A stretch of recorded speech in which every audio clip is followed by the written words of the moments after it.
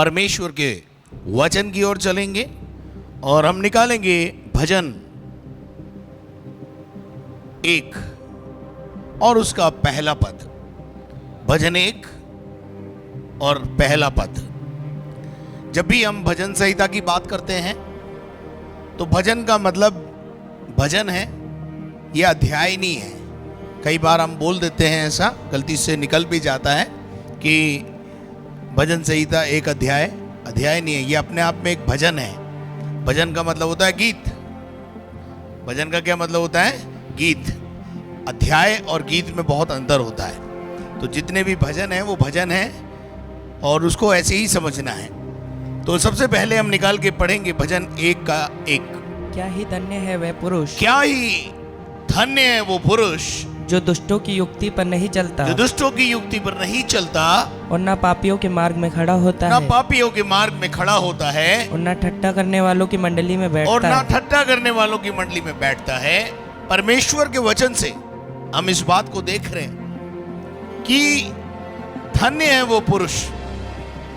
अब जब हम हिंदी में पढ़ते हैं धन्य, तो शब्द थोड़ा हल्का पड़ जाता है, लेकिन जब हम अंग्रेजी में पढ़ते हैं उसको, तो अंग्रेजी में शब्द इस्तेमाल हुआ है ब्लेस्ड, और ब्लेस्ड का मतलब है आशीषित। आशीषित हिंदी के अंदर उसको और रूपांतर में जाएंगे तो वो शब्द इस प्रकार से आता है, आशीषित है वो व्यक्ति। तो आशीष पाने का मूल क्या है? आशीष कैसे आती है? क्या करें कि आशीष आए?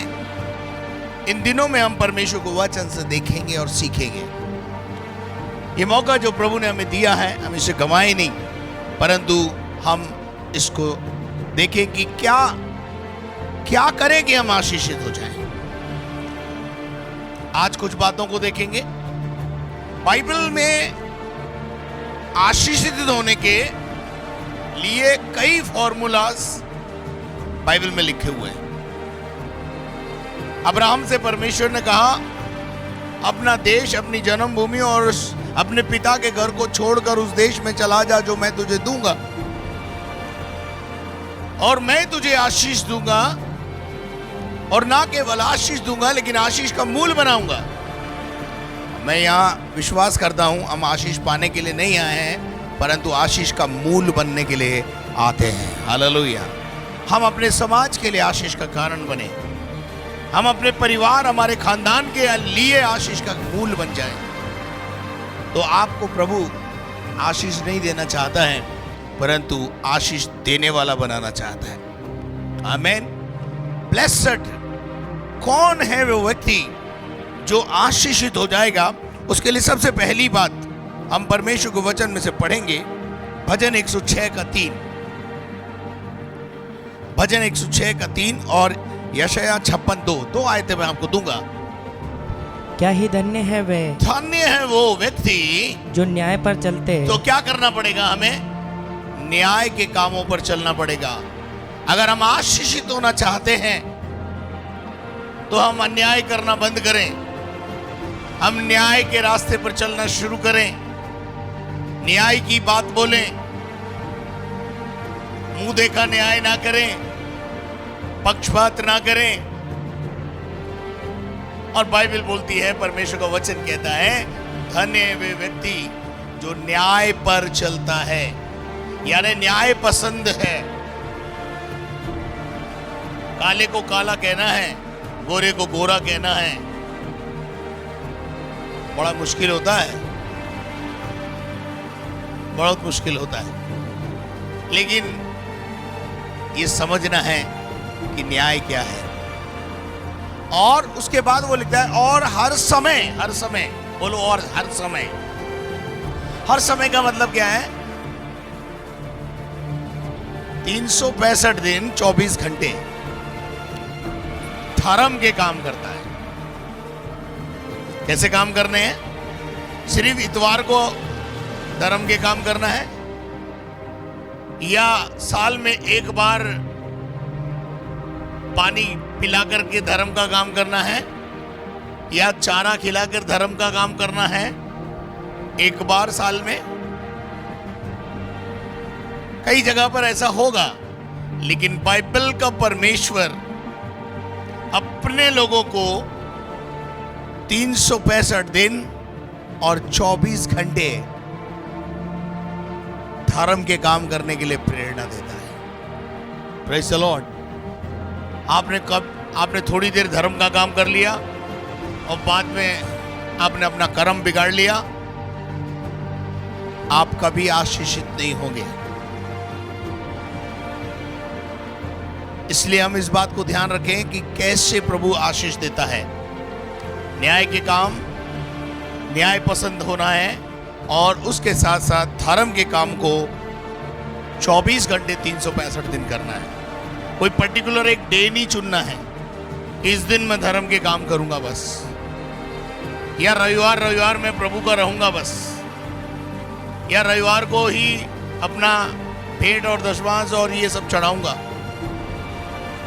धर्म के काम प्रतिदिन, प्रभु के वचन में लिखा है, सुबह भी अपना मुट्ठी को खोल और सांझ को भी अपनी मुट्ठी बंद मत रख। हालेलुया। खैर, हम इसके साथ 56:2 को भी पढ़ें। यशायाह 56:2 पढ़िए, एक से पढ़ दीजिए जल्दी इसमें, 56:1 और 2। यहोवा यूं कहता है, परमेश्वर यूं कहता है, न्याय का पालन करो। क्या कह रहा है? क्या कह रहा है? हाँ, न्याय प्रिय रहो। फिर नंबर 2, और धर्म के काम करो। और क्या करते रहो? धर्म के काम करते रहो। और क्योंकि मैं शीघ्र तुम्हारा क्योंकि मैं तुम्हारा क्या करने वाला हूं? उद्धार करूंगा। इसका मतलब क्या है? जो न्याय प्रिय है और धर्म के काम करता है, समझ लेना आने वाले दिनों में उद्धार होने वाला है। इसका बहुत अच्छा उदाहरण प्रेरितों के काम में मिलेगा आपको। कॉर्नेलियस, बाइबल बताती है वो धर्म प्रिय था, न्याय प्रिय था, प्रार्थना करने वाला था। ये जो काम वो करता था ना, हमेशा ध्यान रखिएगा, हमारा उद्धार हमारे कामों से नहीं होगा, पर हमारे अच्छे काम, हमारे धर्म के काम हमें उद्धार के निकट ले जाते हैं। उद्धार तो प्रभु यीशु मसीह के अनुग्रह से ही होता है। लेकिन जो न्याय का पालन करता है, धर्म का काम करता है, क्योंकि मैं शीघ्र ही तुम्हारा क्या करने वाला हूं?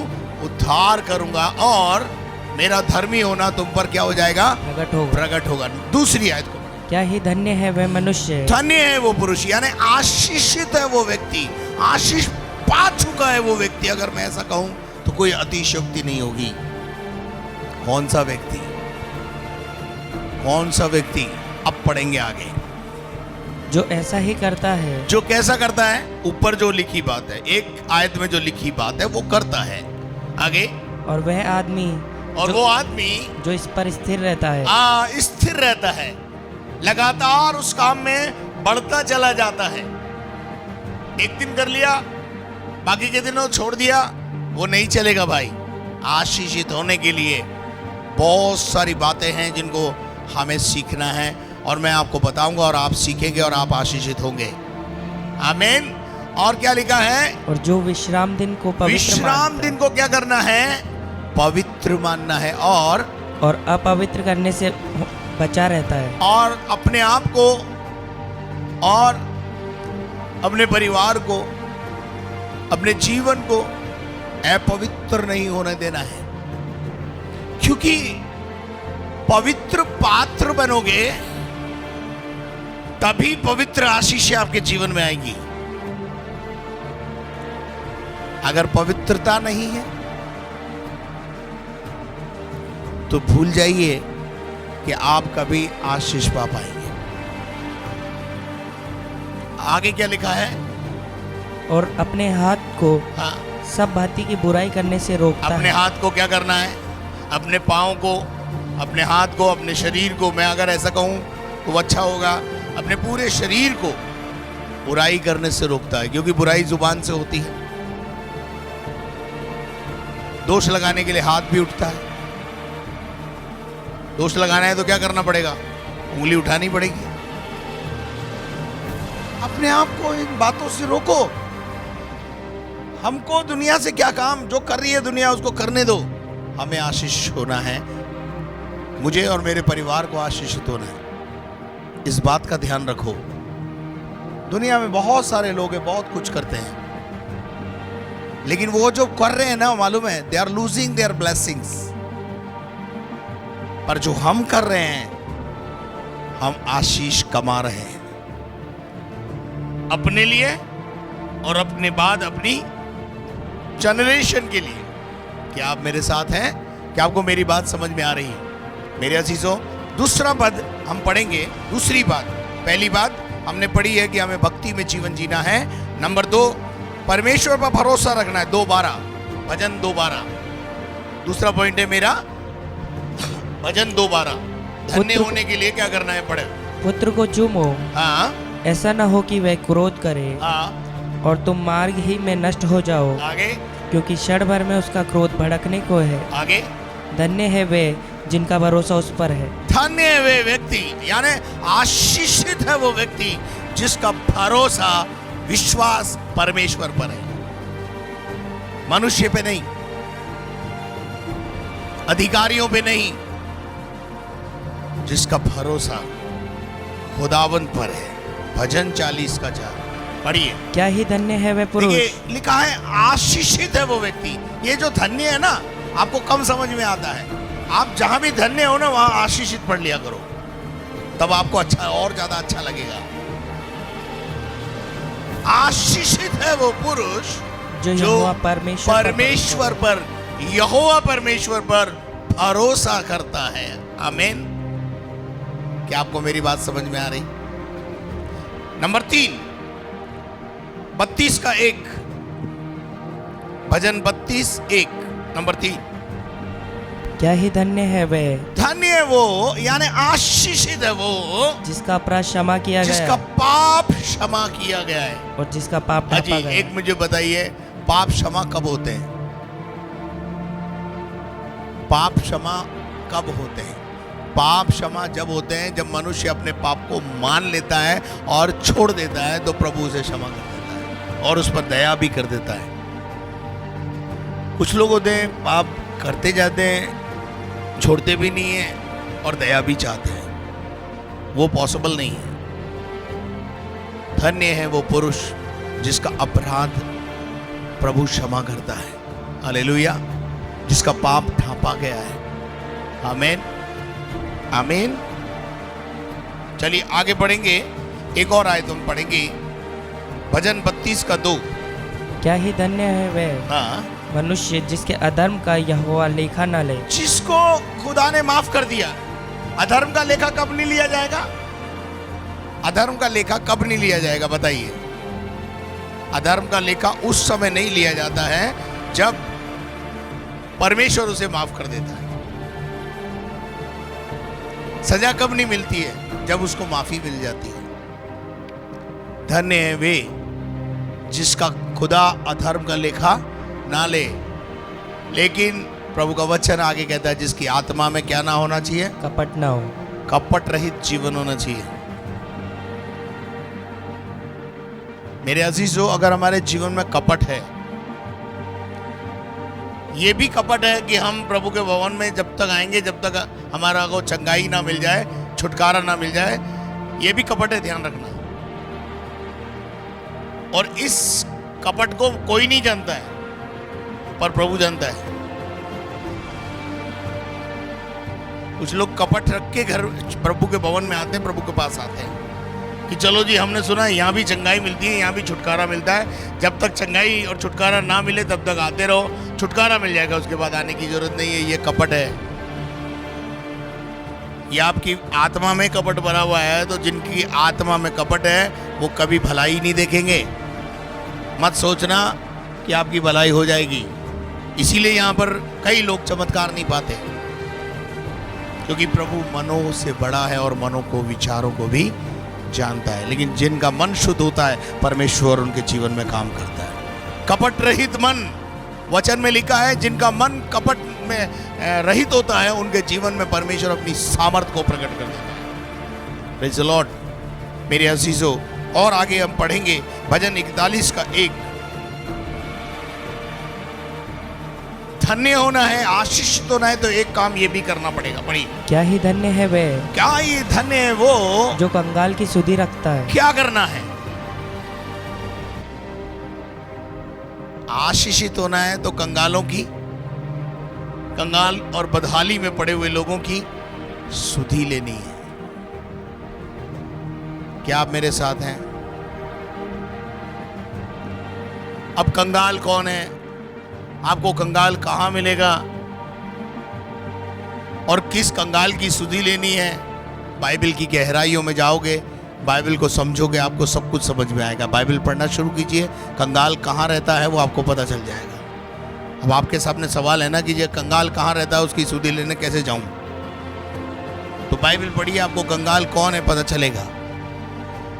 उसके बाद धन्य है वो जो कंगाल की सुधि रखता है। वो क्या पाएगा? देखिए, विपत्ति के दिन वो यहोवा कोरोना में सेफ हो जाएगा।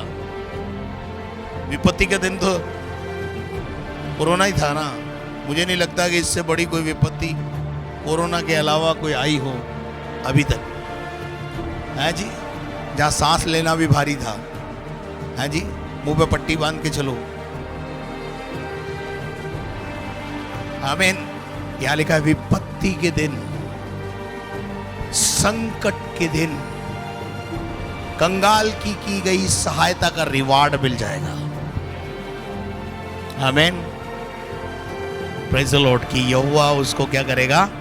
संकट से बचाएगा, विपत्ति से बचाएगा। उसके बाद और अगर एक और पॉइंट हम देखेंगे तो भजन 65:4,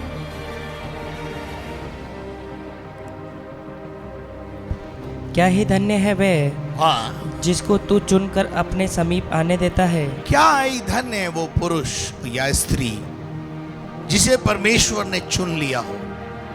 हालेलुया। यूहन्ना 15:16 में लिखा है, तुमने मुझे नहीं चुना परंतु मैंने तुम्हें चुना है ताकि तुम मेरे निवास स्थान में आकर मेरे साथ संगति करो। हम किसके साथ संगति कर रहे हैं? हम किसके साथ संगति कर रहे हैं? किसके साथ समय बिता रहे हैं? We are spending our time with God, with almighty God. तो संगति करता है ना वो, जो संगति करता है वो किसके साथ? परमेश्वर के साथ। वो आशीषित होता है। आज आपकी संगत ज्यादा किसके साथ है? यहोवा परमेश्वर के संग या संसार के लोगों के संग?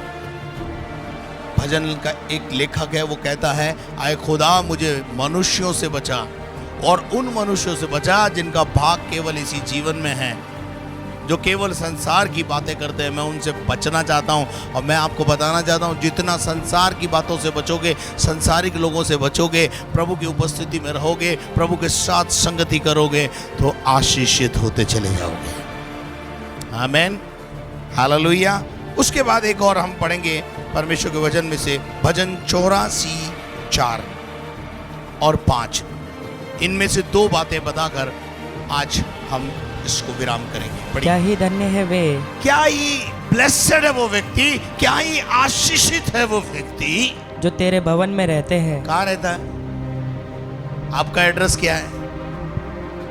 आप कहाँ रहते हो? अहाब बादशाह ने एलिया से पूछा, कहाँ रहता भाई?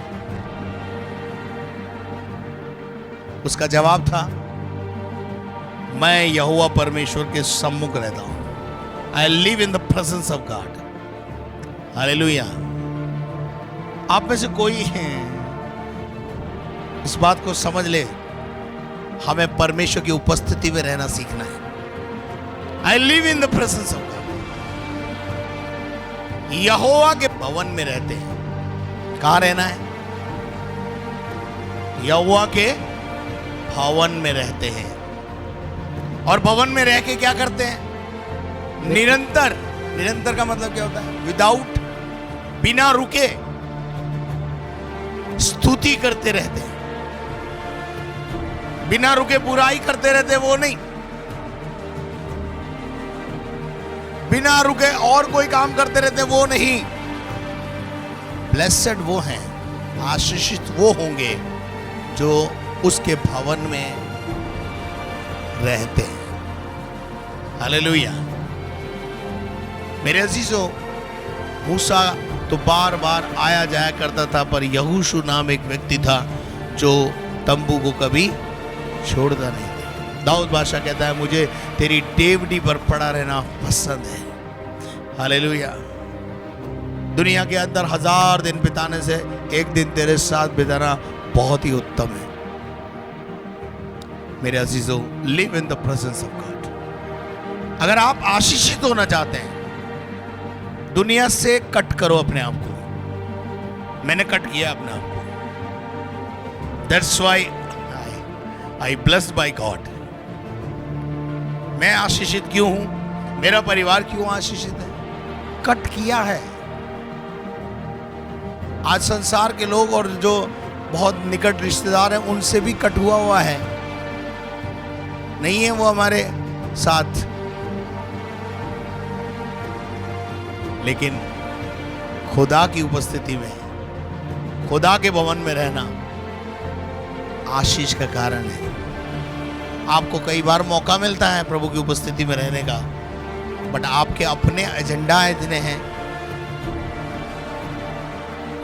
वो मौसी उधर हो गया है, वो मौसा को उधर वो हो गया है, उधर वो हो गया। मैं कहता हूं उनको सबको प्रभु संभाल लेगा, तू प्रभु की उपस्थिति में रहे। Hallelujah, hallelujah. मेरे असीसो, भजन 84:4 में लिखा है, आशीषित है वो व्यक्ति जो प्रभु की उपस्थिति में, प्रभु के भवन में रहता है। 5 पढ़ दीजिए ब्रदर। क्या ही धन्य है वह मनुष्य, धन्य वो मनुष्य जो तुझसे शक्ति पाता है। आशीषित है वो व्यक्ति जो किससे बल पाता है? जिसका बल, जिसकी ताकत परमेश्वर है। आपकी ताकत हॉर्लिक्स में है। आप दुनिया में बहुत सारी चीजों से ताकत पाना चाहते हैं। आजकल बहुत जिम खुल गई है, वहां जाकर अपना पैसा दे करके बॉडी बना रहे हैं। अरे ये बॉडी जो है ना, वैसे ही बन जाएगी। मेरे को देखो, कभी जिम नहीं किया हूं, और इस बॉडी को बना के करेंगे क्या? ये तो 6 फुट के गड्ढा है इसकी मंजिल। आत्मा की बॉडी बनाओ, आत्मा को सुसज्जित करो। Hallelujah, praise the Lord. धन्य है वो मनुष्य जो तुझसे किससे शक्ति पाता है? परमेश्वर मेरा बल है, मेरे गीत का विषय है। हालेलुया। और वे जिनको सियोन के सड़क की सुधी रहती, सियोन के सड़क की सुधी रहती। सियोन क्या है और सड़क क्या है?